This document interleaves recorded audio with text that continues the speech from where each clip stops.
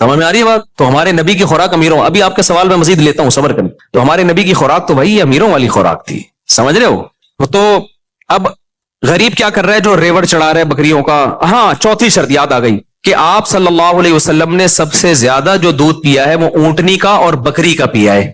ہمارے ہاں جو سب سے زیادہ پیا جاتا ہے گائے کا بھی نہیں بلکہ بھینس کا. سبحان اللہ. تو بنو گے کیا؟ بھینس بنو گے پھر.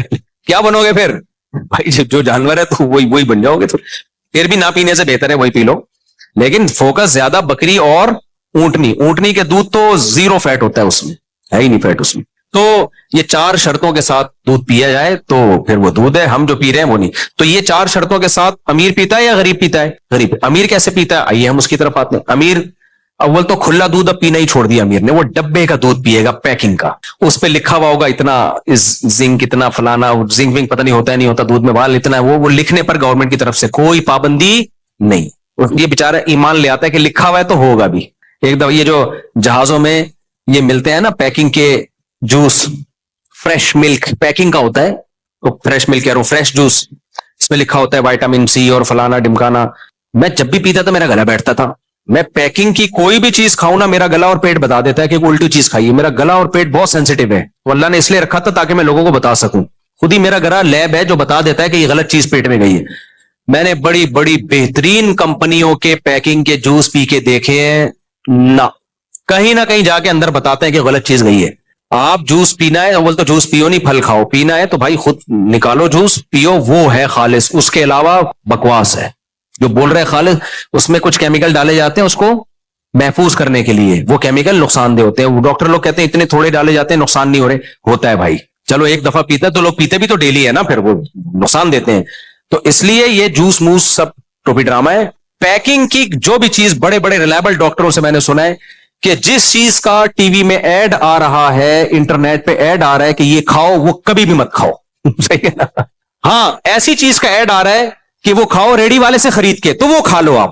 اچھا ایک منجن اور بھی بک رہا ہے. ڈاکٹر لوگ کیا کر رہے ہیں کسی چیز کے بڑے فضائل. اب مثال کے طور پر ایک چیز بڑی مارکیٹ میں چل رہی ہے، میں جب ان چیز کی تحقیق کرتا ہوں اس کی ڈیپ میں جاتا ہوں. میں ایک چیز آج کل بڑی چلی ہے، کافی میں آپ ناریل کا تیل ملا کے پیے. بلڈ پروف کافی ہے، اس سے کیا ہوگا آپ کے دماغوں کی جو ہے ٹھن ہو جائے گا، اور وہ ناریل کا تیل ٹھیوں جا کے یوں کر دے گا.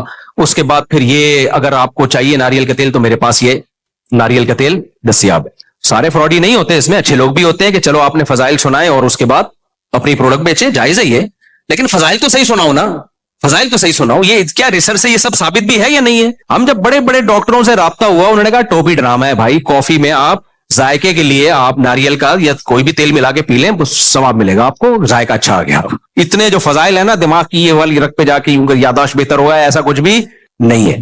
سمجھتے ہو کہ نہیں سمجھتے؟ تو ناریل کے تیل کے جو اپنے فائدے ہیں وہ تو ویسے ہی مل جائیں گے آپ کو. تو یہ کافی اور اس کا ملاپ کا کوئی بہت بڑی کوئی راکٹ سائنس نہیں ہے. لیکن آپ دیکھو ڈاکٹر پھینکے جا رہے ہیں. ہمارے یہاں لوگ کیا کر رہے ہیں نیچے کمنٹس ویل ڈن. جب آپ بڑے ڈاکٹروں سے رابطہ کرو گے امریکہ میں، جاپان میں، ان لوگوں سے، اب چونکہ ہماری تو اتنی پی آر بن گئی ہے تو وہ کہتے ہیں بھائی یہ منجن بک رہا ہے. یہ کسی کو اپنی پروڈکٹ بیچنی تھی گورے کو، اس نے یہ منجن چلا کے وہ تو مر گیا. اب اس کی پروڈکٹ مارکیٹ میں کیا کر رہی ہے؟ اب وہ دیسی ڈاکٹر جو ہے نا وہ منجن بیچ رہے ہیں. تو یہ یوٹیوب پہ فوراً بھروسہ نہ، اچھی باتیں بھی ہوتی ہیں یوٹیوب پہ، بعض ڈاکٹر بڑے ریلائبل ہیں، وہ بہت صحیح بات کر رہے ہوتے ہیں اور اپنی پروڈکٹ بھی بیچ رہے ہوتے ہیں. تو کوئی بات نہیں، آپ صحیح بات کر کے اگر پروڈکٹ بیچ دیں تو کوئی اعتراض. بھائی انہوں نے بتایا زیتون کے اتنے فائدے ہیں تو خالص زیتون ہمارے یہاں سے ملے گا، تو اس میں کوئی حرج نہیں ہے کہ آپ اپنا بزنس بھی کرو اور لوگوں کو صحیح بات بتاؤ. لیکن میجورٹی اس میں 2 نمبر ہی کر رہی ہے. وہ بزنس کے حوالے سے، بزنس اپنا مقصد ہوتا ہے، اس میں غلط ریسرچ ہوتی ہے، ان کو خود ریسرچ کا پتہ نہیں ہوتا. ایسے ڈاکٹر ہیں یوٹیوب پہ، انہوں نے بتایا امریکہ سے ریسرچ پیپر شائع ہوئے ہیں، اس میں یہ ہے. میں نے امریکہ میں ڈاکٹروں کو ریسرچ پیپر بھیجے، فون کیا، ان کو بتایا، انہوں نے کہا ایسا کوئی، یہ شائع ہوئے تھے 50 سال پہلے جو ایکسپائر ہو گئے ہیں، اس پہ غلط ڈیٹ لکھی ہوئی ہے. یہ ابھی کے ہے نہیں ابھی کے، یہ پرانے ہیں اور ریجیکٹ ہو چکے ہیں یہ. تو اس لیے یوٹیوب پہ آپ 100% بھروسہ نہ کریں، وہاں سے معلومات لیں، لیکن معلومات لینے کے بعد ریلائبل ڈاکٹروں سے رابطہ کریں کہ یہ معلومات درست بھی ہیں یا نہیں ہے. تو میں جلدی سے بات کو سمیٹوں، ان کی بات کو ختم کروں، یہ بہت لمبا جواب دے دیا میں نے. تو بھائی اب کیا کر رہا ہے غریب آدمی؟ تو 100% صحیح دودھ پی رہا ہے، جو گاؤں دیہاتوں میں بکریاں چرا رہا ہے، تبھی وہ 100 سال جیتا ہے. صحیح ہے نا؟ اور خود بھی تو چل رہا ہے بکریوں کے ساتھ ساتھ، چلتا بھی ہے، واکنگ بھی کرتا ہے. امیر آدمی کیا کر رہا ہے؟ غریبوں والی خوراک کھا رہا ہے. وہ پیکنگ کا دودھ لے گا اور اس کے زبردست اشتہارات اور پھر یوں سفید چمکتا ہوا اور اس کو دکھایا جائے گا یہ پیا اور یہ ڈولے بن گئے. کچھ بھی نہیں بن رہا میرے بھائی. یہ سارے قبرستان جو اتنی اسپیڈ کے ساتھ بھر رہے ہیں نا, یہ ڈبے پہ سیٹ ہوئے ہوئے لوگ ہیں, یہ دیسی پہ سیٹ ہوئے ہوئے لوگ وہ لوگ نہیں ہے. تو ہمارے نبی نے, اچھا کارب بھی انسان کے, اناج بھی ضروری ہے. بعض ڈاکٹروں نے تو غلے کو, اناج کو نکال ہی دیا کہ بس پروٹین لو پروٹین لو. غلط ہے بھائی. پیغمبروں نے, تمام پیغمبروں نے روٹی کھائی ہے, اناج کھایا ہے. اس کے بغیر گزارا نہیں ہے انسان کا. انسان اپنی باڈی سے تھوڑی لڑ سکتا ہے, نیچر سے تھوڑی لڑ سکتا ہے, لیکن ہمارے نبی نے وہ اناج کھایا ہے جس میں کارب سب سے کم ہے, وہ ہے جو. کیا کھایا ہے؟ جو. آپ صلی اللہ علیہ وسلم جو کی روٹی کھاتے تھے, اس میں سب سے کم اور پیٹ کے لیے سب سے مفید ہے وہ. تو جو کا دلیا کھا لو, یہ جو کی, میں بھی نہیں کھاتا, باتیں کر رہا ہوں میں. سیٹ ہم لوگ پراٹھوں پہ ہو گئے, وہ نوالا جب تک بھاری بھرکم پیٹ میں گرے ہی نہیں, ٹھا کر کے مزہ ہی نہیں آتا ہمیں, لیکن یہ اچھا نہیں ہے. صحیح ہے نا, اچھا نہیں ہے. تو جو کی روٹی کھاتے تھے, جو آج غریبوں کی خوراک سمجھی جاتی ہے.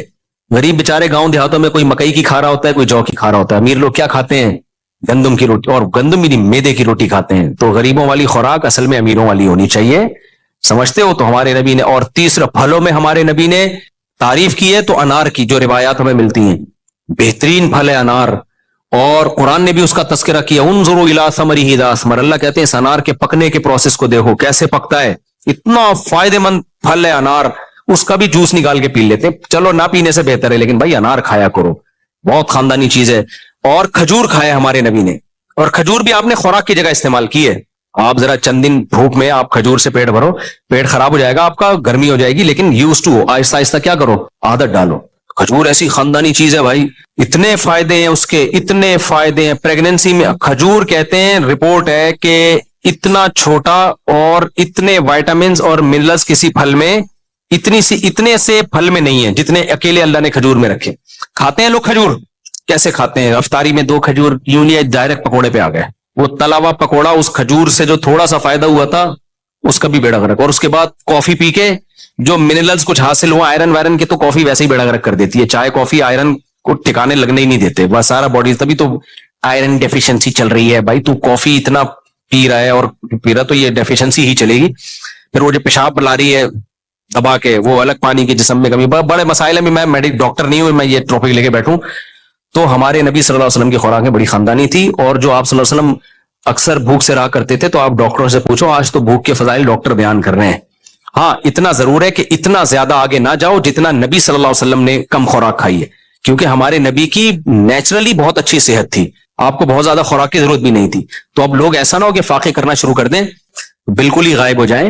2 ٹائم کا کر لو خوراک, یا اگر 3 ٹائم ہی کھانا ہے تو 1 ٹائم کچھ ہلکا پھلکا, یعنی وہ سیلڈ وغیرہ سے پیٹ بھر لیا. ایکسرسائز کو فوکس کرو, اچھی خوراک, دودھ ہو گیا, انڈے ہو گئے, ہاف بوائل انڈے ہو گئے, دیسی انڈے اپنے خرچے پہ. مجھ سے لوگ مانگنے آ جاتے ہیں کہ اپنا مرغا ہمیں دے دو, مرغی ہمیں دے دو. اور شہد, ہاں خاندانی چیز ہے بھائی, شہد بہترین چیز ہے.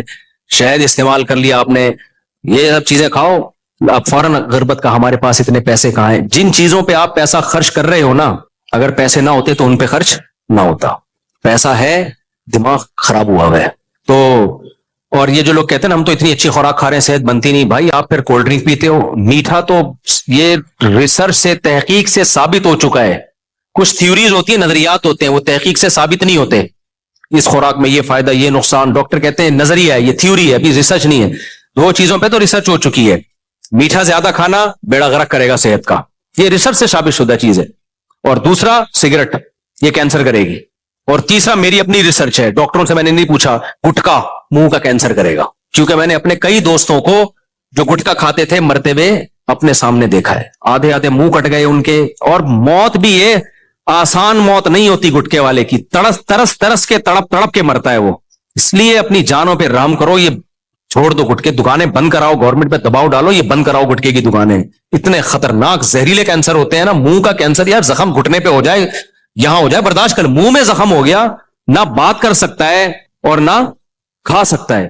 بہت ہی دردناک موت ہوتی ہے گٹکے والے کی, اللہ حفاظت میں رہے گا. ہجامے سے متعلق جی جلدی سے پوچھ لے, مختصر, بس میں مختصر جواب دوں گا, اتنے لمبے جواب نہیں دوں گا میں.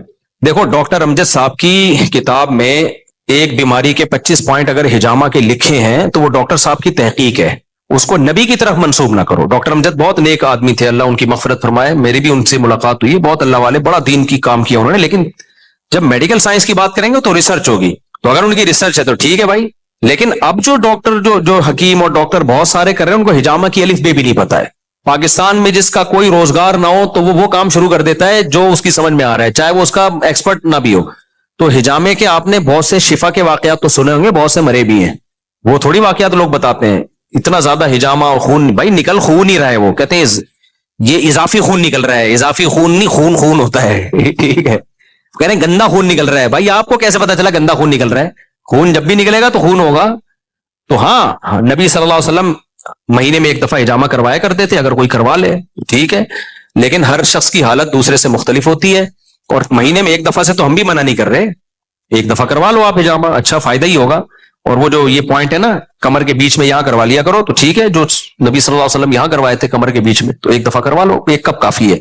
لیکن یہ ہجامہ والے اتنے زیادہ فضائل, اتنے زیادہ, کوئی گویا دنیا میں بیماریاں ہی ختم ہو گئی ہیں, ایسا نہیں ہے بھائی. جو چیز جتنی ہے اس کو رہنے دو, اتنا ہی رہنے دو, اس سے آگے مت بڑھاؤ, نقصان ہوتا ہے اس کا. آپ نے 14 کپ ایک ساتھ لگوائے ہیں, اسی وجہ سے آپ باقی غائب ہیں, ٹوٹل نہیں ہے آپ ابھی.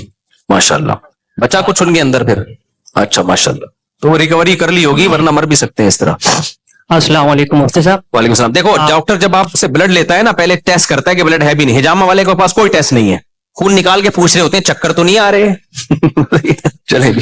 مفتی صاحب, میرا تعلق گلگت بلتستان, کیٹو پہاڑ اور سیاچن گلیشیر کے دامن سے میرا تعلق ہے. بیسیکلی میرا جو ہے کوشچن آپ سے یہ ہے, اس وقت ہمارے کالجز اور یونیورسٹیز میں ایتھکس کے نام پہ, کریٹیکل تھنکنگ کے نام پہ, فلسفی کے نام پہ ایسے سیشن کنڈکٹ کیے جا رہے ہیں جن کی وجہ سے ہمارے جو یوتھ ہے, نیو یوتھ ہے, جس میں 50 سے 70%, میں منیمائز کر کے بتا رہا ہوں آپ کو, 50 سے 70% ایتھیس کا شکار ہو رہے ہیں. تو آپ سے کوشچن یہ ہے کہ ایک مسلمان جو لمیٹڈ نالج کے ساتھ کسی یونیورسٹی میں انٹر ہوتا ہے تو وہ اپنے آپ کو ایسے جو ہے فتنوں سے کیسے بچائے. اور دوسری بات جو ہے, آئی ایم سوری ٹو سے مفتی صاحب, جو ہے علماء کرام کا اس میں جو ہے کردار کم نظر آ رہا ہے, اس کی وجہ کیا ہے؟ بہترین بات کی ہے میرے بھائی نے, ان کا خلاصہ میں اپنے الفاظ میں سناتا ہوں. یونیورسٹیوں میں ایتھیزم بہت بڑھ رہا ہے, ایتھیزم خدا کا انکار, اور علماء کا اس میں کیا کردار ہے. تو فی الحال ہمیں یہ کرنا چاہیے کہ ایتھیزم پہ نا یونیورسٹی کے لڑکوں کو کورسز کروانے چاہیے جدید طرز پہ, اور وہ کورسز پھر یونیورسٹی میں لانچ کرنے چاہیے ورکشاپ کے ذریعے. اور یہ ایتھیزم کے دعوے اتنے فضول ہوتے ہیں نا, ان کی دلیل اتنی کمزور ہوتی ہے کہ یہ ایک ہی چوکے چھکے میں ختم ہو جاتا ہے, کیونکہ خدا کے وجود کے دلائل سائنس سے ہی اتنے اسٹرانگلی ثابت ہیں. قرآن تو الگ ہے, سائنس سے ہی اتنے اسٹرانگلی ثابت ہیں کہ اس کو پیش کرنے والا خاندانی ہونا چاہیے.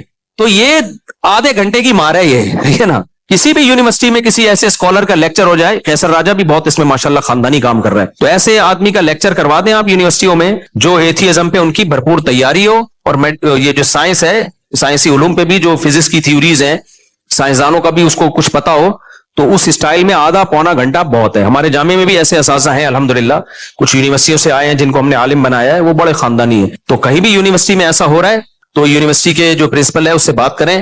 مجھ سے جو ہو سکے گا میں کروں گا جا کے, یا کسی ایسے قابل آدمی کو بھیج دوں گا جو ایک آدھے گھنٹے کی مار ہے, سمجھ رہا ہوں. وہی بات لطیفہ یاد آ رہا ہے نا, 2 نفل کی مار والا. ایک آدمی کی نماز نہیں پڑھتا تھا ایک آدمی, تو مولوی صاحب نے کہا کہ نماز پڑھا کر, تیری بھینس زیادہ دودھ دے گی.